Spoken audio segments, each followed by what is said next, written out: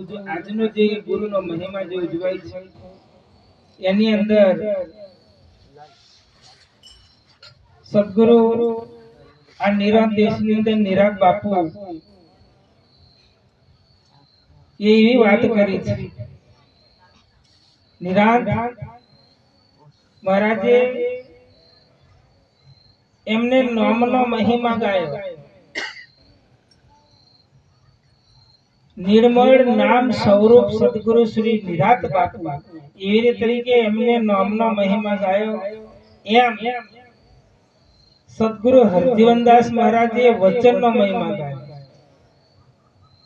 કે સત્ય વચન નિષ્ઠ સદગુરુ શ્રી હરજીવનદાસ. તો વચન અને નો તફાવત નથી, એક સ્વરૂપનો છે. શબ્દો અલગ છે પરંતુ એની અંદર જે સાર છે એ એક છે. તો જે વચન છે એ વચન એવું છે કે વૈખરી વાચા બધા વચન ખરા, ઘડેલા ઘાટ માની લેવું, વચન પ્રમાણે કિંમત અંકાય, સાચા માની ભલે સેવો. ભાઈ ભવો દેહમાં વચન એક દેહ.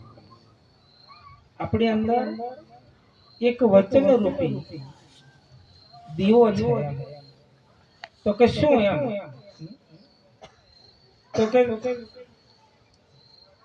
વચન સત્યનો દેહ, સત્ય વચનનો જીવ.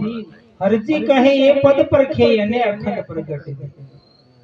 જે વચનિક થયા છે એના માટેની વાત છે કે જે સત્ય એમ કહેવામાં આવે છે એ સત્ય ક્યાં રહે છે?